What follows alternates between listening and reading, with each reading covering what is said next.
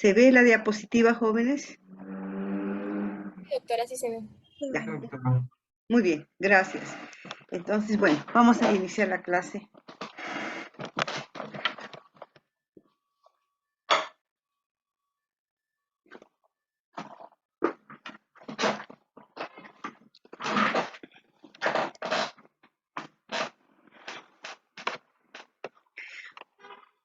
Bien, hoy vamos a hablar respecto a la toxoplasmosis, una infección parasitaria importante también, cuyo hospedero definitivo es el gatito. Entonces, vamos a dar inicio a esta clase, que también es un parásito, son de parásitos unicelulares. Toxoplasma, tal vez han escuchado ustedes en un momento la toxoplasmosis, personas que a veces, en el caso de las mujeres, a veces sufren de abortos, entonces tienen que hacerse una prueba si están infectadas con toxoplasma. Por supuesto que no es la única infección que puede producir abortos, sino una de ellas es toxoplasma. Toxo o toxoplasma, el término toxo es arco, se refiere a las formas parasitarias que de media luna, casi como una media luna, que son los trofozoitos o también cuando ya están dentro del macrófago se llaman taquizoitos. Son estos zoitos en forma de arco, a eso se debe su nombre de toxoplasma. Se presenta en tres formas, como se menciona aquí. El trofozoito, que vemos aquí, libre, en forma de media luna, que cuando es captado por el macrófago, en el citoplasma del macrófago se va a multiplicar dentro de una vacuola parasitófora, sin ser atacado, es aceptado o las proteínas se reconocen como parte de esta célula y lo reconoce o también, digamos, se hace una cortina de humo y estos se multiplican en el macrófago, formando un pseudoquiste.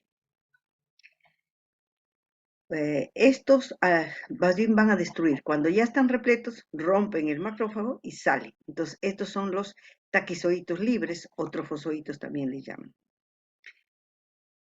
Luego tenemos los quistes tisulares. Cuando se enquistan, se van al cerebro, ya lo vamos a ver. Y los ooquistes son los que son eliminados por el gato. Entonces, vamos a ver ahora todas esas formas. Vamos a iniciar con los trofozoitos. La forma de los trofozoitos en forma de arco. Este trofozoito se caracteriza por tener un lado es más agudo y la otra es un poquito más ancha. El núcleo se localiza en el tercio posterior. En el interior vamos a ver mitocondria, retículo endoplásmico, aparato de Golgi, gránulos densos y otras estructuras más de la célula, como los apicoplastos. Y en la parte anterior más aguda hay un conoide o anillo polar, que le va a servir para ingresar a la célula porque estas son intracelulares. Además, existen también micronemas y roptrías, estructuras que van a segregar enzimas para poder ingresar al epitelio de la célula. ¿Dónde los encontramos? En los tejidos de los mamíferos, las aves.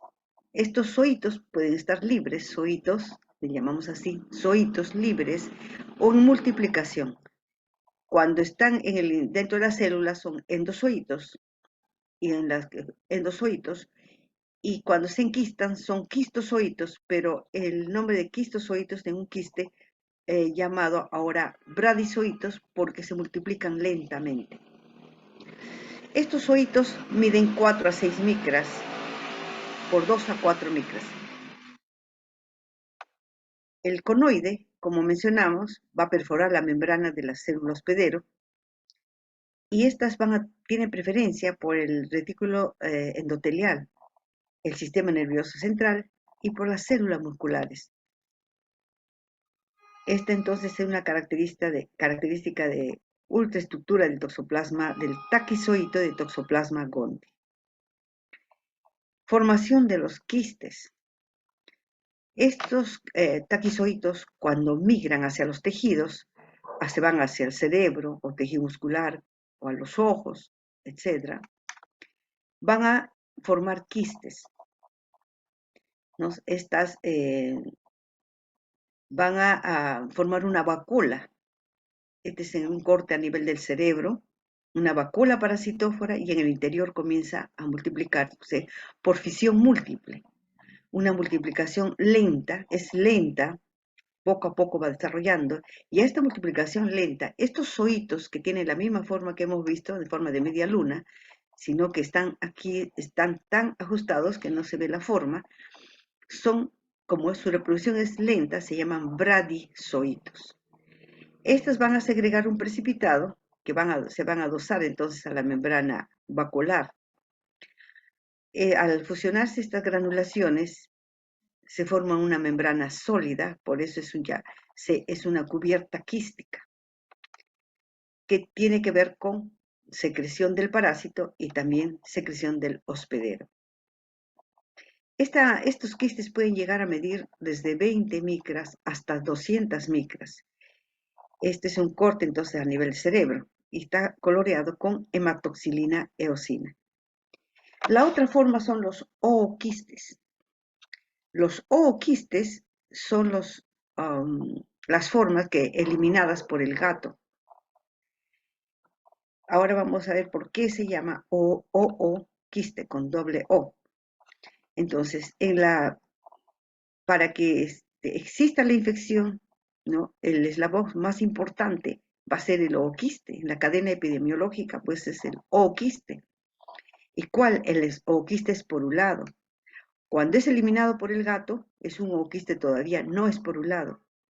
Requiere esporular en el medio ambiente, en la humedad. Imaginemos que esto ha sido colocado, estos heces del gato que tenían los ooquistes no esporulados, dejaron en el jardín. Como se está regando, el jardín permanece húmedo, va a favorecer que el ooquiste esporule. Entonces va a formar dos esporoquistes, y en el interior de cada esporoquiste va a formarse 4 esporozoitos. Esta sería la forma infectiva. Ahora, el gato no va a eliminar todo el tiempo. El gato va a eliminar en un periodo limitado. Puede ser 2 semanas, pero miles y miles de ooquistes. El riesgo para esto sería pues la contaminación del ambiente con ooquistes, ¿no? Los gatos, por ejemplo, en el Parque Kennedy, tantos gatos, puede haber una contaminación de los ooquistes. Los factores climáticos van a ayudar, ¿no? O sea, la humedad, que es importante, porque si hay un sol fuerte y caen en un sitio seco, digamos sobre cemento, se van a destruir. Y entonces las condiciones de vida que favorecen es el fecalismo, porque estas van a salir con las heces del gato. Aquí en la parte posterior vemos que estos ooquistes, cuando recién son eliminados, tienen una sola célula o esporoblasto y luego se dividen en 2 esporoblastos que dan origen a los esporoquistes, y estos esporoquistes en su interior van a desarrollar 4 esporozoitos. Estos ooquistes miden de 10 a 12 micras, son muy pequeñas, muy pequeñitas, más o menos estarían como los ooquistes de ciclopora. Los de ciclopora son de 8 a 10 micras y este es un poquito más. Entonces, esa es la forma que, por el tamaño, hay que buscarle la muestra de heces del gato. El ciclo vital de Toxoplasma gondii. Hemos mencionado que el gato y otros félidos silvestres van a ser hospederos definitivos. Al ingerir los quistes que pueden estar en los roedores, como los ratones, ratas, las aves, en estos animalitos van a estar los quistes. Estos quistes que ingresan en su interior tienen cantidad de bradizoitos. Hemos mencionado que los quistes van a tener bradizoitos, que son zoitos de multiplicación lenta. Al ingerir entonces estos ooquistes en el epitelio del intestino, se dirigen al intestino, ¿no? Eh, por supuesto que para llegar aquí tienen que actuar las sales biliares, la acidez del estómago, etcétera, para romper la cubierta, salen los bradizoitos, estos bradizoitos se van al intestino delgado e ingresan a la célula, al epitelio del intestino. Se localizan en el citoplasma y forman una vacuola parasitófora y comienzan a multiplicarse. Hay una reproducción asexual dando lugar a cantidad de merozoitos. Eso es una división múltiple, dando lugar entonces a merozoitos, que estos merozoitos, cuando ya están maduros, ¿no? Ya sean tan repletos, se rompen y estos merozoitos ya están genéticamente marcados para ser masculinos o femeninos. Los que van a ser masculinos ingresan a otras células y los femeninos también a otras células y en esas células, en el epitelio, madura el macrogameto y el microgameto también comienza a dividirse y formar microgametocitos. Cuando ya están listos los microgametos, salen de la célula y fecundan al macrogameto y se forma el cigoto. Una vez que se ha fecundado el micro al macrogameto, se forma el cigoto. Entonces ha habido una reproducción sexual. Entonces hay una reproducción primero asexual y después sexual. Como resultado, entonces este huevo o cigoto se desprende del epitelio de la célula y cae a la luz del intestino. Cuando sale a la luz del intestino, este ooquiste se va formando, se cubre de una cubierta más gruesa, dando lugar al ooquiste. Entonces, aquí se forma el ooquiste. Resultado de la reproducción sexual es el ooquiste. Este ooquiste sale al medio ambiente en forma inmadura. En el medio ambiente, como mencionamos, tiene que madurar. A esta fase le llamamos esporulación. Una vez que ya está madura, está lista para ser ingerida y es infectiva para los animales. El gato, generalmente donde hay animales, ganado, a veces también hay gatos. Entonces, el gato va a dejar las heces, a veces en el campo, sobre el gras, o puede estar por donde están los alimentos de los cerdos. El cerdo o el ganado vacuno, ovino, caprino, etcétera, una variedad de animales pueden ingerir estos ooquistes, ingresan a estos animales y en estos hospederos intermediarios se va a formar el quiste.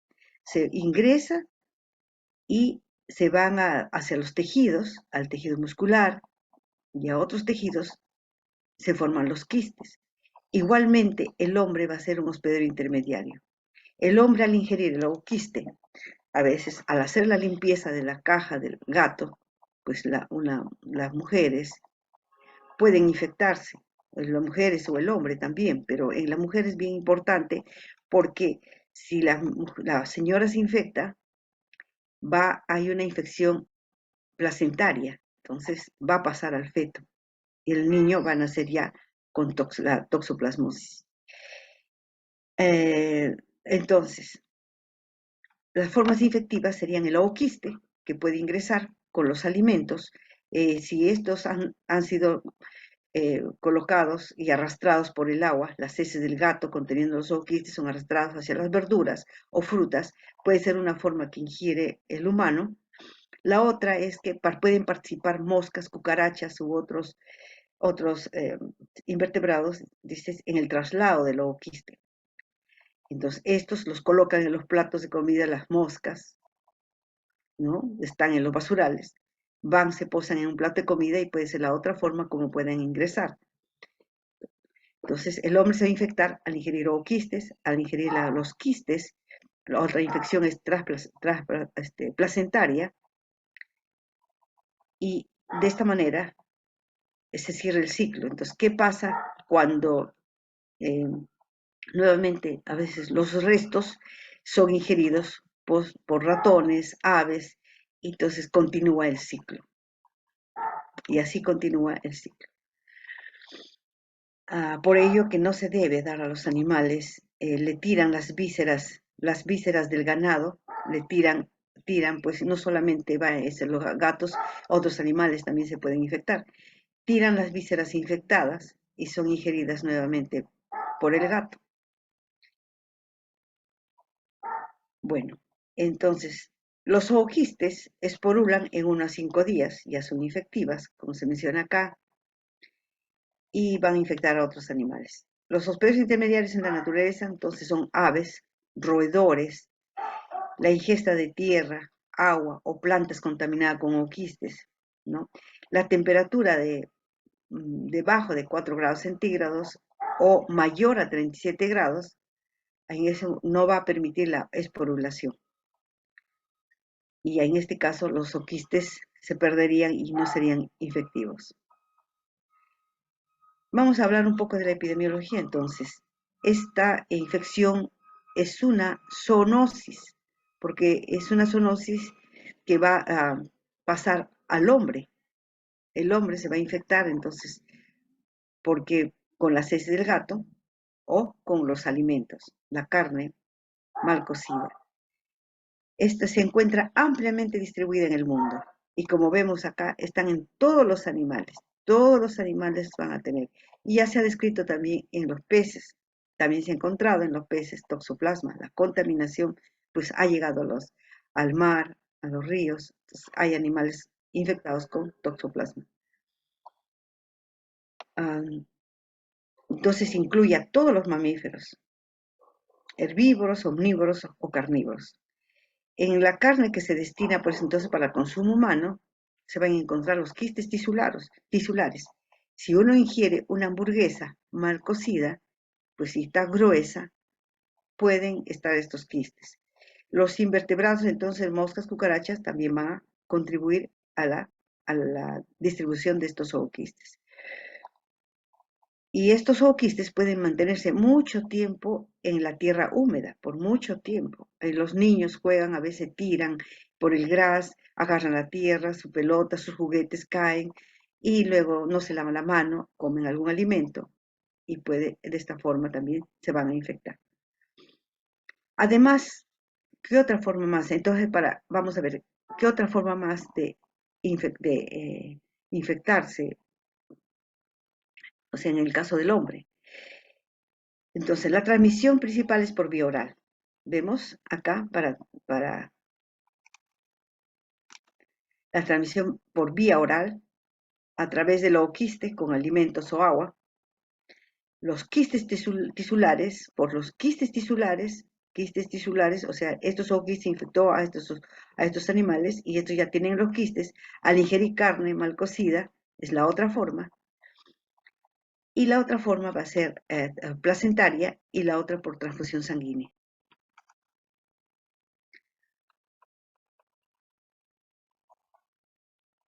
En cuanto a la distribución geográfica, decíamos que está presente en todo el mundo. Vemos de color más oscuro las zonas que tienen un mayor porcentaje y a medida que se hace más claro, el porcentaje es menos. Por las costumbres de ingerir la carne casi ahumada, poco cocida, es la que se puede observar en Europa, Norteamérica, etc. Se menciona que en América, en Sudamérica, más es por los gatos techeros, ¿no? Sin embargo, pues la infección es bastante amplia en todo el mundo. Ahora, el porcentaje de personas que ya pasaron la enfermedad, pues lo han tenido a lo largo de la vida, porque muchos de nosotros de repente estamos infectados y no lo sabemos. La infección es baja, no, no lo podemos, no nos hemos hecho una prueba, ¿no? Entonces, a veces se ha observado que el 50% de los adultos tienen toxoplasma, dependiendo de la región, de los hábitos higiénicos, de las condiciones sanitarias también.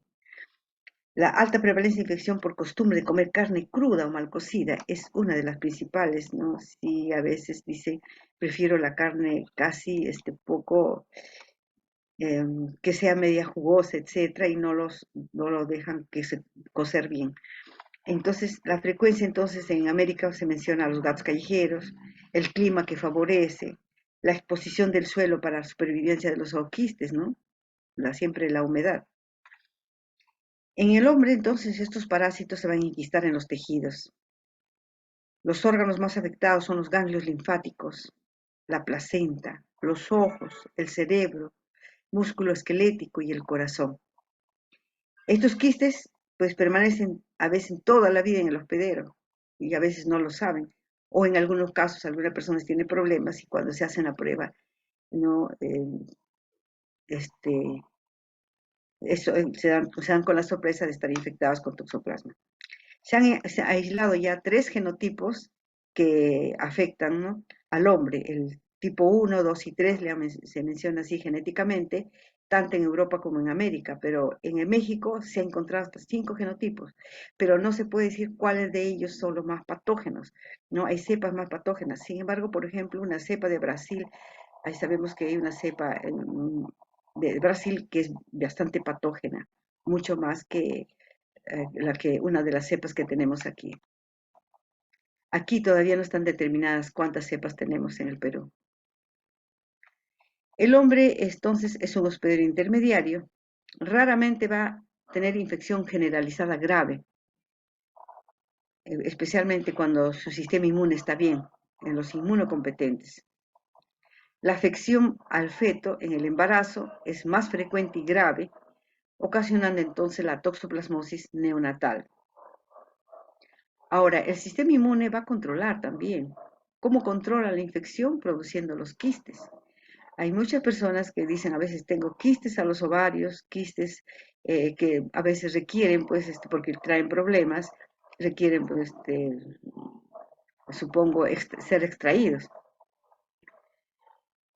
Eh, Ahora, si te van al cerebro, el corazón y los músculos, es porque estos prefieren esas zonas, ahí es el problema más grave.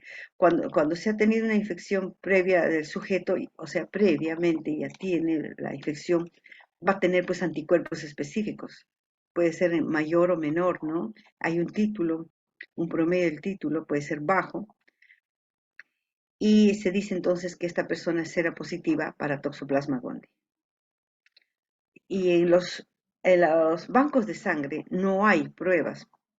Las personas a veces van a donar sangre o se recibe la sangre y se guarda, pero solo se le pregunta, pero no le hacen las pruebas. Eso es importante, no solamente para toxoplasma, habíamos mencionado que también con tripanosoma es otro problema, etcétera, y muchas parasitosis que requieren previamente ser detectadas antes de guardar en el banco de sangre, porque luego algún familiar le van a colocar. Cuando llevamos a una persona a un familiar que le saquen sangre, lo guardan y le sacan una sangre ya que se encuentra en el banco, ¿no?, para colocarlos, pero no sabemos de quién es y si tiene o no parásitos. Entre el 30 al 50% de los pacientes con VIH, a ellos sí, en ellos es más peligroso, ellos desarrollan toxoplasmosis cerebral. Y su riesgo es alto cuando las células CD4 es bajo, por debajo de 100 milímetros cúbicos, entonces en ellos sí es muy peligroso. Inclusive, pero existen medidas para prevenir, pues en estos pacientes hay medidas para que se prevenga y no puedan adquirir la toxoplasmosis. Ellos no pueden ingerir nada crudo y también todos los alimentos bien cocidos. Si se cuidan, pues no habría problema. En la toxoplasmosis entonces se diferencian 4 grandes categorías clínicas. Una de ellas es la toxoplasmosis aguda adquirida por el paciente inmunocompetente, un paciente sano, o también la toxoplasmosis aguda adquirida o reactivada en el paciente inmunodeficiente. Luego la toxoplasmosis ocular y la toxoplasmosis transplacentaria. Vamos a ver las manifestaciones clínicas en la toxoplasmosis, que puede ser aguda o crónica, puede ser sintomática o asintomática. Generalmente cuando se infecta una persona adulta no va a haber no hay síntomas, es asintomático. Más bien lo que se puede observar un poco es en los niños. En general, como se menciona acá, el 90% es de manera asintomática. En los niños, cuando se presenta, los signos clínicos más frecuentes en la infección aguda son fiebre, malestar general, dolor de cabeza, inflamación de los ganglios, como vemos acá en este niño, en la fotografía, el dolor en los oídos, alteraciones en el tamaño del hígado, hepatoesplenomegalia, hepatitis o una neumonía o encefalitis. Ahora, el cuadro a veces se limita generalmente en 3 a 4 semanas cuando el sistema inmune está bien. Ahora, en la fase aguda, depende también del daño tisular, ¿no? O sea, depende de la cantidad de parásitos que ingresen, o sea, de la cantidad de taquizoitos que migren hacia los tejidos, ¿no? Entonces, puede presentarse inicialmente una linfadenopatía y ya posteriormente se van a formar quistes tisulares. Ahora, cuando persisten como quistes tisulares en los tejidos, sin manifestaciones clínicas, porque como les digo, podemos tener muchos de nosotros, pero hay casos que las formas clínicas son persistentes o recurrentes. Esa ya es una enfermedad crónica. En este caso puede llegar también, puede existir una hipersensibilidad por rotura de los quistes tisulares. En la toxoplasmosis con el VIH, relacionada con el VIH, se menciona que esas personas generalmente son afectadas del sistema nervioso central y en especial pues el cerebro.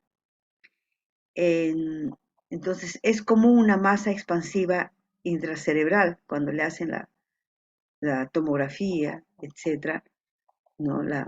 En los estudios epidemiológicos, o sea, en la sangre, refieren pues una afección del sistema nervioso central por toxoplasma.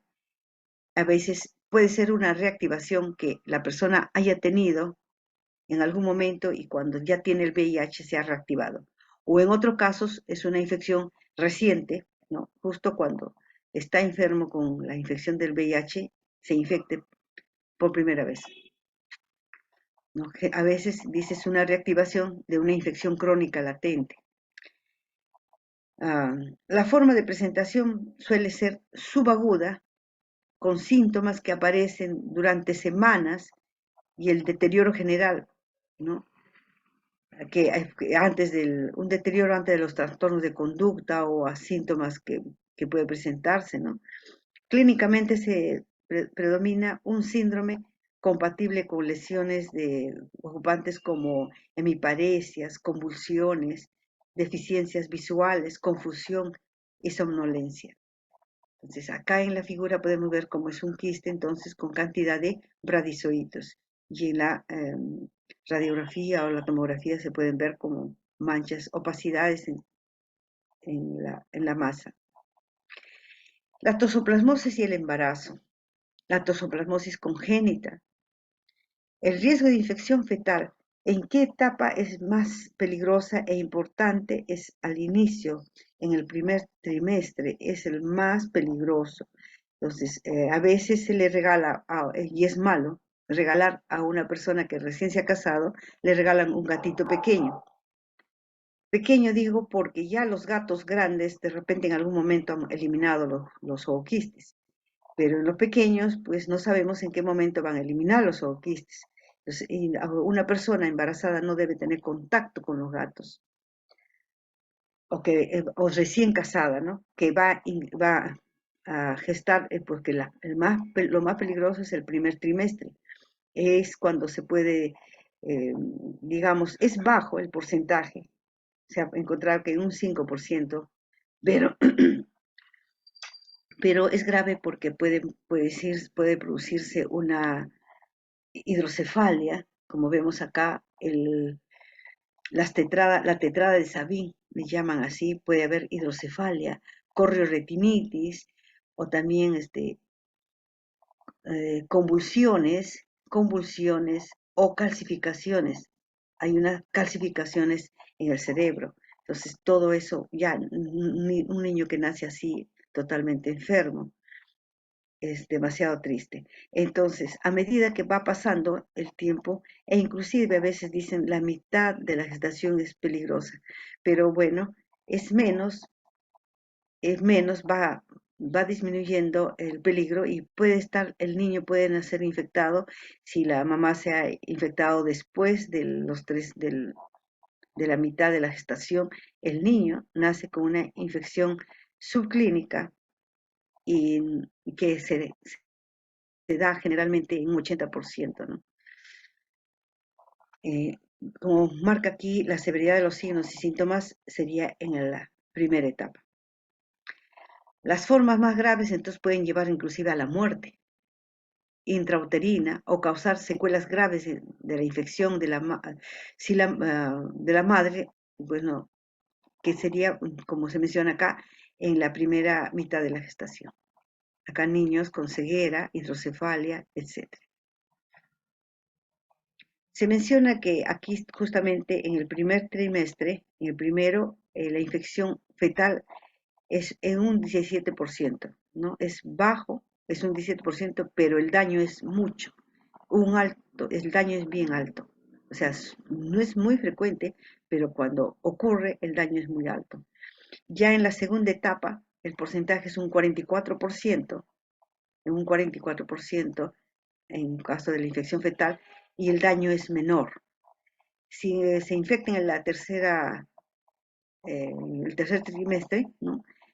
Sería un 71% que sucede generalmente y el daño ya es mínimo. Aquí entonces mencionamos nuevamente que aquí está, además de la tetrada, también la disminución del coeficiente intelectual, ¿no? Además de los que habíamos mencionado, ¿no?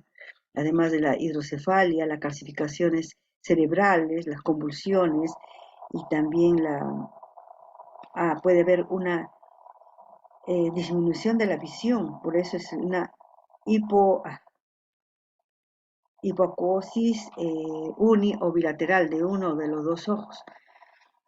Y bueno, eso sería en cuanto a la toxoplasmosis congénita. Entonces, esta toxoplasmosis neonatal, además de presentar en niño encefalitis o meningoencefalitis o lesiones ocupantes del sistema nervioso central, se pueden presentar neumonitis y miocarditis. El feto con malformación, y quizá acá se puede observar abscesos en el cerebro producido por toxoplasma, hidrocefalia, retraso mental severo, como algunos casos, ¿no? La infección causa secuelas graves, entonces, en la primera etapa de la gestación.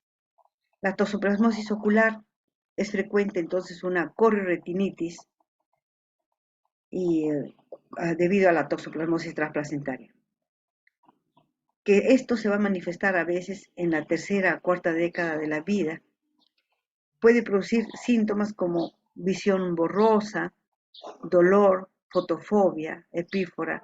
Cuando está implicada la mácula ya hay pérdida. Si la mácula ya se pérdida de la visión, ¿no? Si se daña la mácula.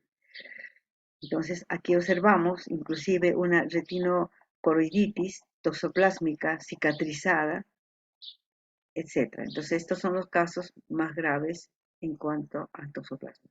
Para el diagnóstico se puede hacer el análisis del líquido cefalorraquídeo, ¿no? Y muchas veces puede salir normal, pero eso nos indica que no tenga toxoplasma. Los hallazgos de la tomografía a veces tampoco no son específicos, como se menciona. La ausencia de anticuerpos específicos IgG en el suero nos indica que no hay toxoplasmosis cerebral, pero tampoco no la excluye, no la excluye. Ahora, la presencia de IgM, IgA y IgE, o perdón, sí, pues estas inmunoglobulinas no van a atravesar la placenta. Entonces, su detección indica pues indica una producción fetal y se las utiliza entonces como marcadores serológicos de infección congénita. Entonces, si estos, ¿no? Como no atraviesan la placenta solo por la infección de toxoplasma, se presentan estas inmunoglobulinas, quiere decir que sería un buen marcador serológico para determinar que tiene toxoplasma. El diagnóstico definitivo entonces se suele hacer a veces por biopsia o demostración del parásito, ¿no? Cuando se saca el líquido cefalorraquídeo y se hace una inmunofluorescencia. Pero a veces algunos médicos prefieren empezar con tratamiento antitoxoplasma de un modo empírico y comprobar la evolución en unos 10 días, que debería observarse mejoría clínica y radiológica, perdón. El diagnóstico de la infección transplacentaria por la detección del ADN también se puede hacer por el ADN de Toxoplasma gondii, ¿no? Utilizando el líquido amniótico. Esto es mediante métodos moleculares, se puede hacer esto. El tratamiento, pues se utilizan antibióticos para atacar el parásito. Bueno, acá hay algunos, tal vez de repente otros, últimamente tal vez hay otros mucho mejores. Se recomienda también acompañar con los antibióticos de ácido folínico, etcétera. Para reducir la inflamación en el ojo se usa también corticoides, ¿no? Prednisolona. Se recomienda evitar el contacto con los gatos, sobre todo con sus deposiciones. Consumir carne muy cocida es importante, incluidas las hamburguesas. Se debe alcanzar una temperatura de más de 65 grados en todo el espesor. Luego congelar por debajo de menos 20 grados centígrados antes de ingerir también puede ser bueno para destruirlo. Utilizar guantes cuando se manipula tierra, jardines, plantas, huertas, etc. Inclusive para preparar alimentos, especialmente vegetales y cualquier alimento crudo. Evitar ingerir verduras o vegetales crudos o sin lavarlos. No tomar huevos crudos y evitar la leche también no pasteurizada. Si se tiene gatos, pues procurar que no sean gatos callejeros, darles alimentos preparados comercialmente o en defecto, alimentos bien cocidos, evitando la carne cruda a los gatos. Y también continuamente prestarles atención veterinaria. No encargar la limpieza de sus excrementos a personas con VIH y embarazadas. Y lavarse bien las manos después de tener un contacto con los gatos. Bien, ¿alguna pregunta, jóvenes?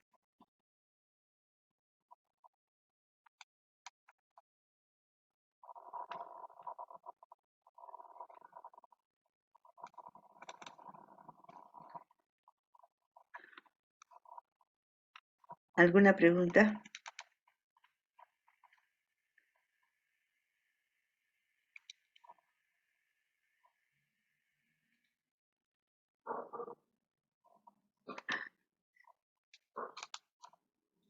No, claro, doctora. Ya, vamos a continuar entonces y ahora vamos a ver la toxocariasis. La toxocariasis ya es otro tipo de infección. Por el término que viene como toxo, pues puede confundir. Ya aquí tienen que ver ya nemátodos. La primera eran unicelulares. En el caso de toxoplasma hemos visto pues los unicelulares. Ahora vamos a ver la toxocariasis, ya son gusanos cilíndricos. Estos gusanos cilíndricos, ¿no? Que se parecen bastante a los, de repente ustedes han visto a los ascaris, gusanos los ascaris lumbricoides que eliminan las personas que están infectadas. Entonces, son del mismo grupo. Esta infección también es una zoonosis que es ampliamente distribuida en el mundo y producida por las larvas de estos nematodos que son ascáridos. Están dentro del mismo grupo de los ascaris que conocemos de repente o han escuchado alguna vez, que habitualmente estos infectan a los animales. Las características de estos ascáridos es tener 3 labios y tienen alas cefálicas. Esta es la región cefálica, la parte anterior, y estas son alas cefálicas, ¿no? Que van a diferenciar a Toxocara canis y de Toxocara cati. Toxocara canis tienen las alas cefálicas más largas y no muy plegadas, mientras que Toxocara cati, sus alas son un poquito más cortas y más anchas. Entonces, pero la parte anterior sí tienen 3 labios, ambos tienen 3 labios. Toxocara canis y Toxocara cati, canis que encontramos en el perro y cati en los gatos. Los hospederos entonces son los perros u otros cánidos en el caso de Toxocara canis y también en el otro caso del gato y otros félidos. El hombre se va a infectar accidentalmente al ingerir los huevos. Los huevos que contienen una larva infectiva L3. Estos huevos que pueden ser eliminados por el perro o el gato también, y con las heces, y esporula, o también igualmente, perdón, disculpa, no es esporulación, es embriona, en este caso es embriona, va a formar un embrión, porque ya son huevos, estos ya son huevos, estos son helmintos, estos son gusanos más grandes, los podemos ver, aquí ha botado el perrito, en esta plaquita vemos los adultos de Toxócara canis, que ha sido eliminada por el perrito. La hembra va a tener huevos, ¿no? Los huevitos, pero cuando está en el tubo digestivo va a salir con las heces. Con las heces del perro va dejando los huevos. Estos huevos requieren todavía formar una larva, o sea, embrionar, se llamaría en este caso. Inicialmente se ve una mórula, una sola célula que va dividiéndose hasta formar una mórula, o sea, con varias divisiones, y luego se va formando un embrión todavía grueso, ¿no? Que es la L1, que luego muda la cubierta y pasa a L2. Esta L2 ya en el huevo ya se va observando el movimiento, es un huevo embrionado con la larva ya infectiva. En el caso de Toxocara canis, los machos, en este caso los adultos, los machos son más pequeños, pueden medir hasta de 4 a 10 centímetros de largo, mientras que la hembra puede llegar de 6,5 hasta 18 centímetros de largo. Son largos, en el caso siempre la hembra es mayor. Los huevos miden de 85 a 75 micras. Entonces, ¿cómo se infecta el hombre? Aquí en el ciclo podemos observar. El hombre, bueno, primero vamos a ver el ciclo en el perro. El perro se va a infectar al ingerir la forma infectiva. No puede haber sido eliminado por otro perrito, ¿no? Otro perrito elimina las heces y lo deja a campo abierto. Estos, con la humedad, van a formar la larva, ya está infectiva, también puede volver a infectarse. Puede volver a infectar, vuelve a ingresar. Pero también pueden ser ingeridas por otros hospederos paraténicos, o sea, hospederos de transporte, como el conejo. El conejo puede llevar estos huevos y luego los restos con los restos del conejo a veces ingieren los perros. Entonces, esa es la otra forma como va también infectarse. El hombre, igualmente, especialmente los niños que van a los jardines, están en el jardín por donde ha dejado de repente las heces el perro, ha pasado el tiempo, con el polvo, puede ingresar también con el polvo, o está en la tierra, los juguetes, el niño está jugando, se contamina e ingresan los huevos accidentalmente. Entonces, ¿qué pasa en el hombre cuando ingresa estos huevos? Ingresa los huevos y se va a desenquistar las larvas y entonces salen del huevo cuando se ha roto ya la cáscara se rompe por la acidez y el pH el ácido del estómago, ¿no? Es el pH y digamos, también el medio ambiente anaeróbico permite todo eso, la rotura y la salida de la larva. Esta larva va a atravesar la pared del intestino y migra por el sistema porta-hepático al hígado. Del hígado pasa a los pulmones, ¿no? Hace un ciclo en los pulmones, ¿no? En los pulmones y luego puede ir al sistema nervioso central, a los ojos, o también se va a otros tejidos. El daño del tejido pues va a ser causado entonces por este parásito, por la larva que está migrando y también va a haber respuesta inmune.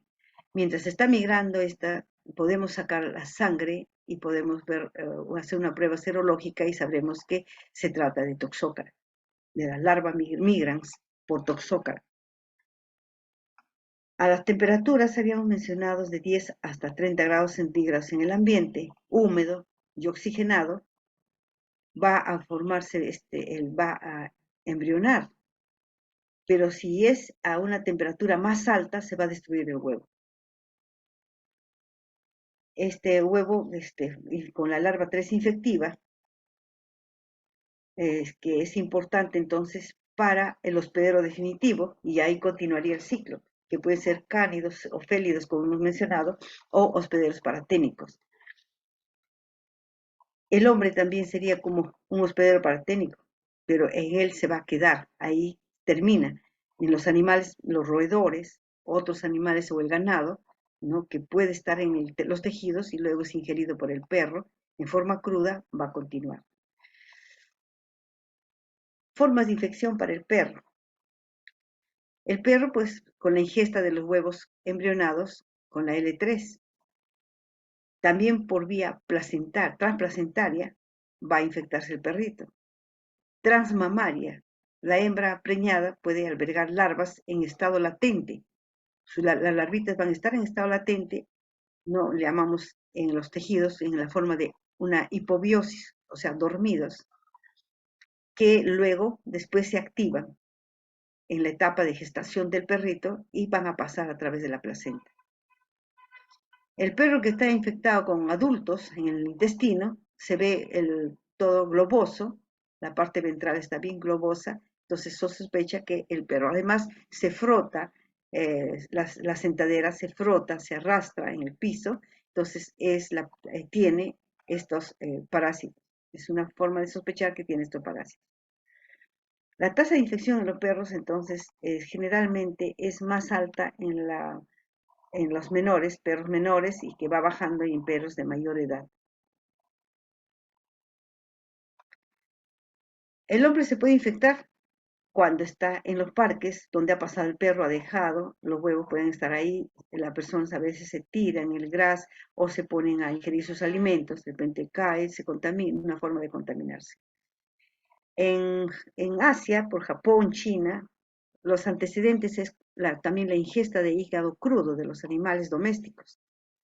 En el hígado crudo, como de los pollos también, de los pollos, de los patos, del ganado, sobre todo del bovino, pueden tener larvas viables.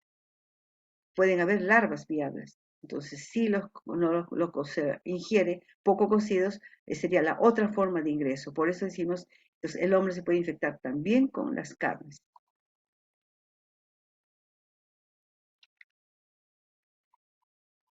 Ya, cuando a veces en los niños tienen asma, es importante tomar en cuenta que podría ser también por toxócara. También los procesos alérgicos, a veces el niño tiene alergia también puede ser, no solamente en niños, también en adultos, ¿no? Puede ser también por toxócara. Entonces, la infección hacia el sistema nervioso central. Vamos a ver entonces, cuando estos ingresan los huevos embrionados por vía oral, vamos a repetir esto para recordarnos y no olvidarnos, eclosionan estas larvas en el intestino delgado y van a trasladarse por el sistema portehepático al hígado. Experimentalmente se ha hecho en ratones y tenemos láminas de todo el proceso de infección en ratones. Por supuesto, el tiempo es más corto. Se infecta a los ratones, se hace también la embrionación experimental. Tuve la oportunidad de hacer la embrionación de los huevos de toxócara, saqué los huevos de los adultos hembras y hice la embrionación, inoculé a los ratones blancos de laboratorio, y en los ratoncitos más o menos a los 2 días ya están en el hígado, inclusive ya para migrar hacia los pulmones. Entonces hay que ir sacrificando en cada etapa para hacer los cortes histológicos. A los 4 días en los pulmones, a los 6 días ya en el cerebro. Estas van migrando, ¿no?, por vía sanguínea y llegan al cerebro. Entonces, a los 6 días, 6, 7 días ya está en el cerebro, se extrae el cerebro, hice los cortes histológicos posteriormente y tengo muestras a nivel de cerebro, de pulmón y de hígado. Algunos pueden irse hasta los ojos.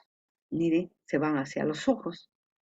Entonces, ese es el problema en cuanto al proceso de infección. Estas larvas no van a desarrollar a adultos, solo que van a producir el daño que va a producir es la larva. Cuando se queda en el cerebro, pues va a afectar. Entonces, todo esto requiere un estudio más, realmente ha sido desatendida esta infección, se requiere un poco más de profundizar el estudio en la investigación Y eso es lo que estamos tratando de hacer, ¿no? ¿Qué otra cosa más?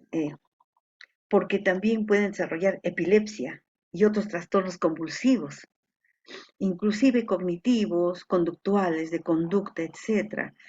Por ejemplo, no mencioné con respecto a toxoplasma, con respecto a toxoplasma en la clase anterior, hay un estudio realizado en Alemania de hace años, me parece 2007 o 2009, en personas con esquizofrenia.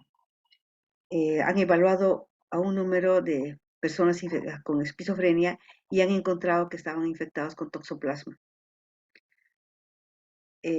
Pues eso habría que hacer un estudio más profundo, porque muchas personas a veces, aquí podemos ver a veces personas que se alteran terriblemente y son capaces de matar, o sea, no, que tienen, no sé si este puede ser una forma de, tal vez por una infección que tiene a nivel del cerebro, dañado el cerebro o algo pasa, ¿no?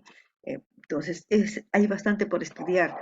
Eso me pareció interesante que él había hecho este estudio y mencionar que podría ser una causa de la esquizofrenia el toxoplasma.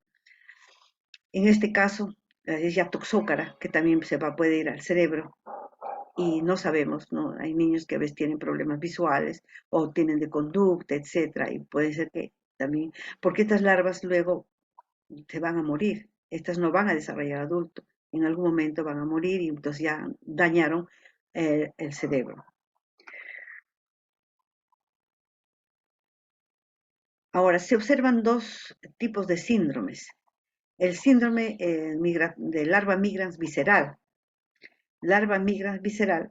Entonces, el cuadro clínico de esta larva sería pues una fiebre, anorexia, hepatoesplenomegalia, cuando está migrando por el hígado, acá está, cuando hay un pedacito del corte, cuando está migrando, aquí está la larvita, cuando está migrando por el hígado hay una hepatoesplenomegalia, exantema, y está en los pulmones neumonitis, síntomas de asma, depende de los órganos afectados.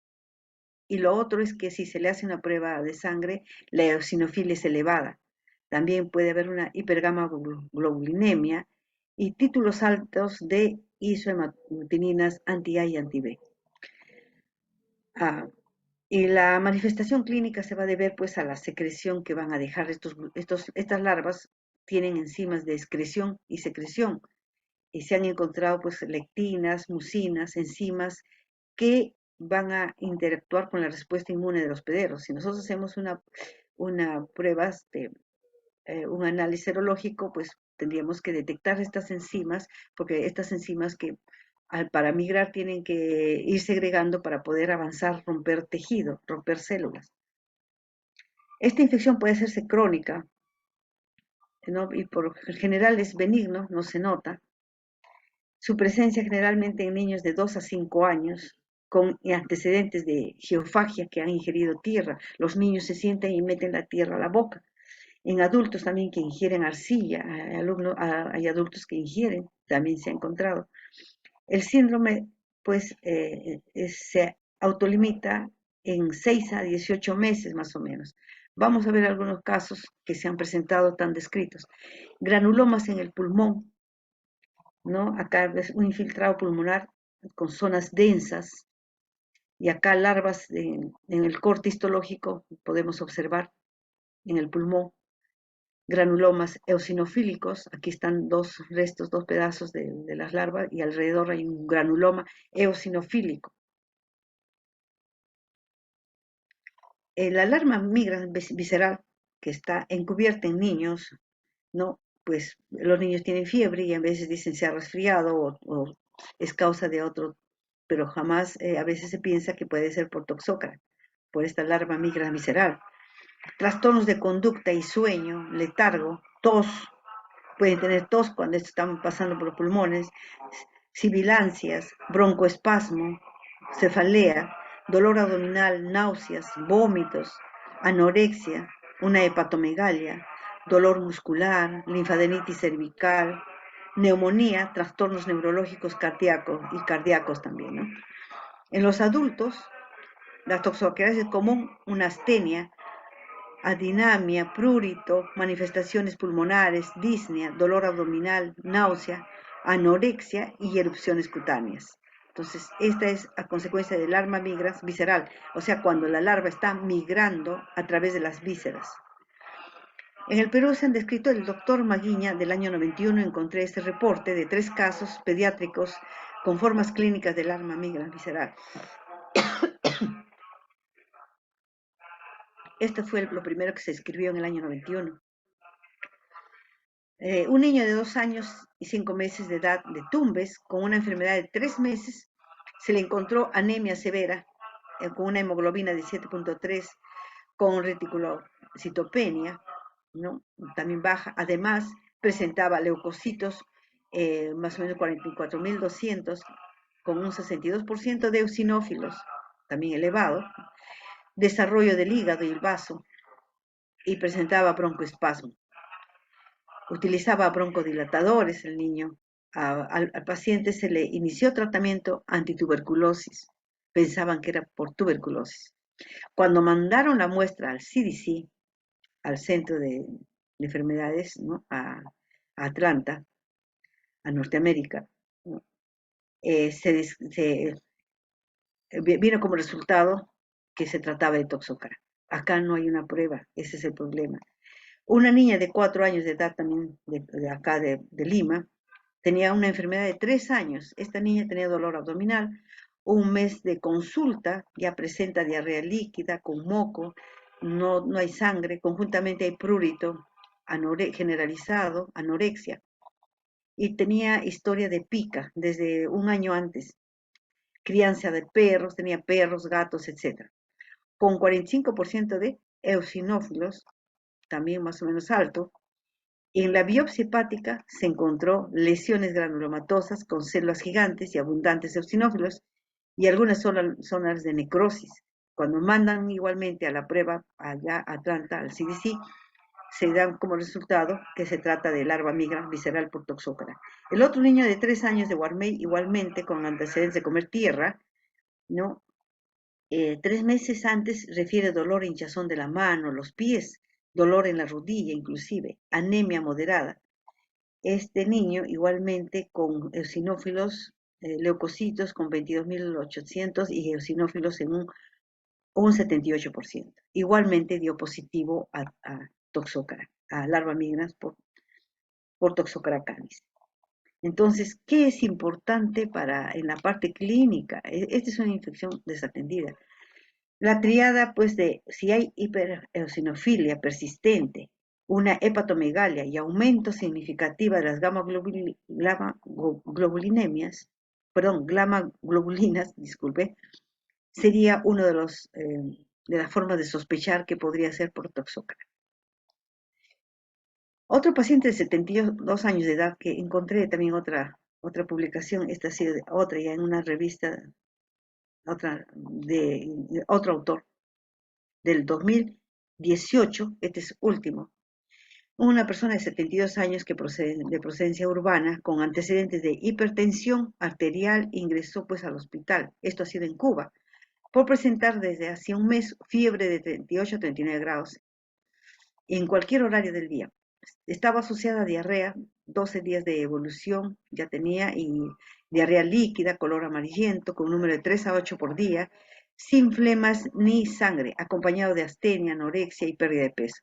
Este paciente tenía características de la enfermedad pues, neoplásica en estado terminal, y las imágenes hepáticas descritas durante la laparoscopía y el resultado del TAC se diagnostica como un proceso anárquico proliferativo pancreático, inclusive, o sea, ya bastante avanzado. La realizaron una biopsia hepática y diagnosticando larva migra visceral. Sospechado por la intensa eosinofilia, la presente en la sangre periférica y confirmada mediante la laparoscopía, donde se observan pues, abundantes larvas compatibles del Helminto toxocara canis imagínense, en el hígado. Al ingreso, con seguimiento por su área de salud, se indicó terapia, se le hicieron como mebendazol, etcétera, y se recuperó.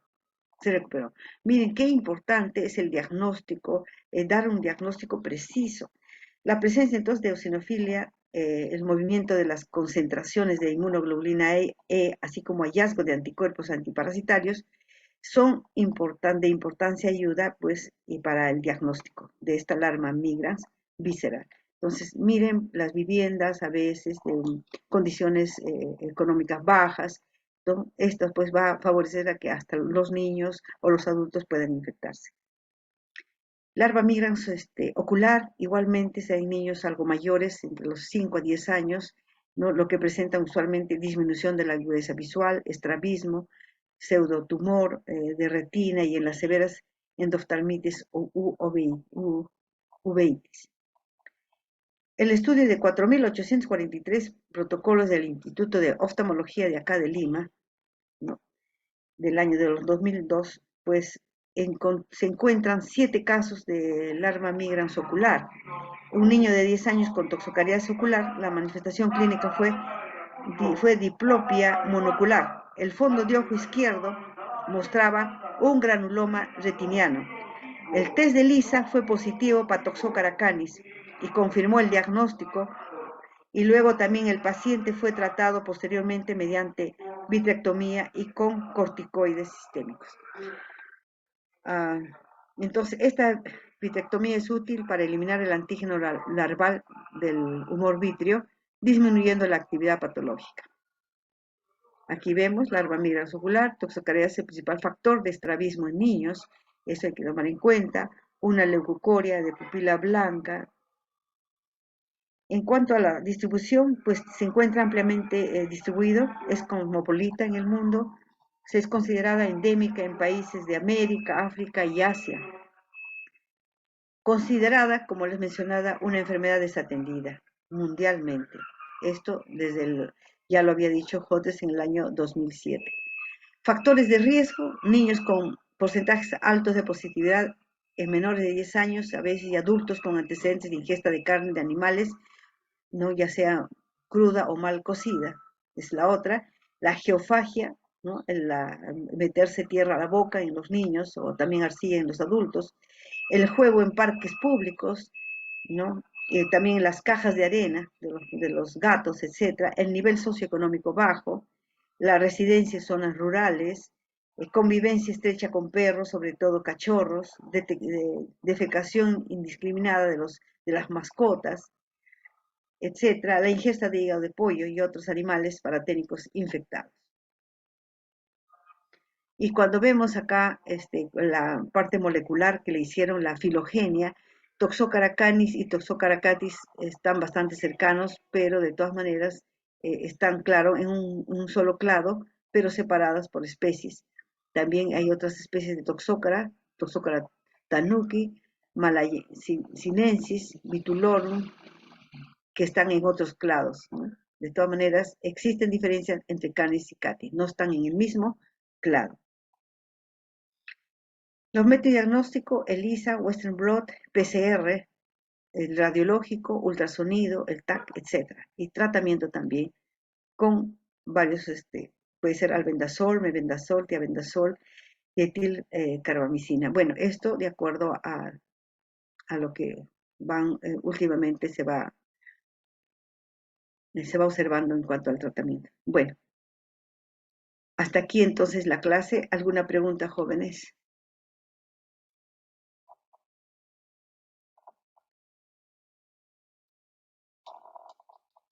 ¿Alguna pregunta?